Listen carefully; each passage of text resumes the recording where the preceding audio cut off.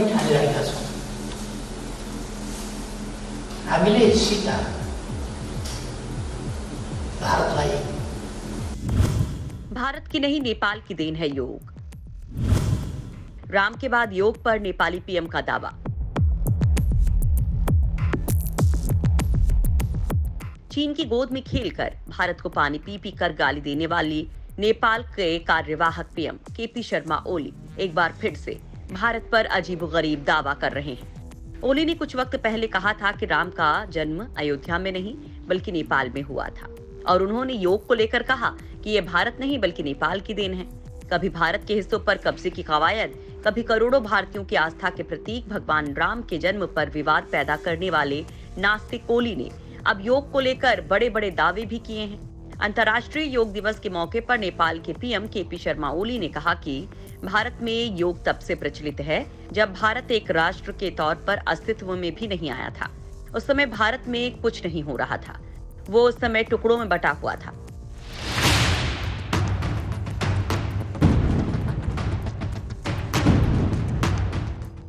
ओली ने कहा कि योग की उत्पत्ति के संबंध में भारतीय विशेषज्ञ जो दावा करते हैं वास्तव में वे तथ्यों को छिपाते हैं। टुकड़ों में बटा भारत उस समय एक महाद्वीप या उपमहाद्वीप जैसा था। ओली ने कहा, एक राष्ट्र के तौर पर भारत के उभार से कहीं पहले योग नेपाल में प्रचलित था।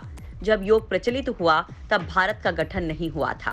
ओली ने कहा कि उस दौर में भारत जैसा कोई देश नहीं था, तब कुछ राज्य ही थे, इसलिए योग नेपाल या फिर उत्तराखंड के आसपास शुरू हुआ था, ये भारत में शुरू नहीं हुआ था।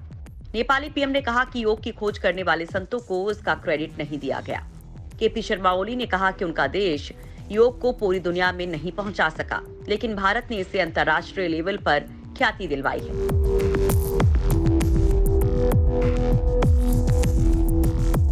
ओली ने कहा कि हमने कभी अपने उन संतों को क्रेडिट नहीं दिया जिन्होंने योग की खोज की थी।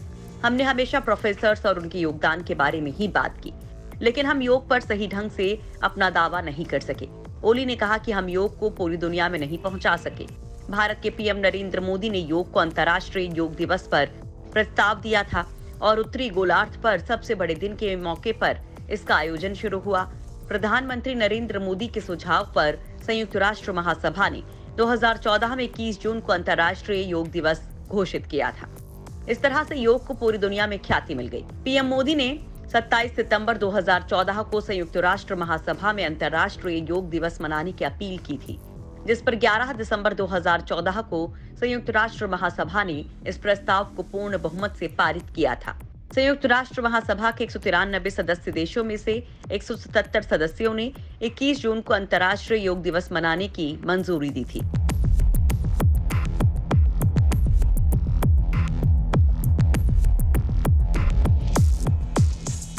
ओली इससे पहले भी ऐतिहासिक तथ्यों से परे बयान देते रहे हैं। जुलाई 2020 में उन्होंने भगवान राम के अयोध्या में नहीं बल्कि नेपाल में जन्म लेने की बात कही थी। कहा था कि श्री राम नेपाली थे। ओली ने असली अयोध्या अपने देश के बीरगंज जिले के थोरी में बताई थी, जहां श्री राम का जन्म हुआ था। केपी शर्मा ओली ने कहा था कि अयोध्यापुरी नेपाल में था। वाल्मीकि आश्रम भी नेपाल में ही अयोध्यापुरी के निकट है। इसके अलावा नेपाल के ही देवघाट इलाके में देवी सीता का निधन हुआ था। वो स्थान भी अयोध्यापुरी और वाल्मीकि आश्रम के ही निकट है। तब उन्होंने आरोप लगाया था कि भारत नकली अयोध्या तैयार कर सांस्कृतिक अतिक्रमण करने का काम कर रहा है। ओली के दावे के उलट बीरगंज जिले में अयोध्या नाम का एक गांव है, वहां पर राजा दशरथ का राज होने के कोई सबूत नहीं है। ओली ने ये दावा ऐसे वक्त में किया है जब नेपाल में सियासी उथल-पुथल जारी है। प्रधानमंत्री केपी शर्मा ओली खुद संसद को भंग करने के अपनी सरकार की विवादास्पद फैसले पर घिरे हुए हैं। बीते दिनों इसका बचाव करते हुए उन्होंने कहा था कि न्यायपालिका देश के प्रधानमंत्री की नियुक्ति नहीं कर सकती।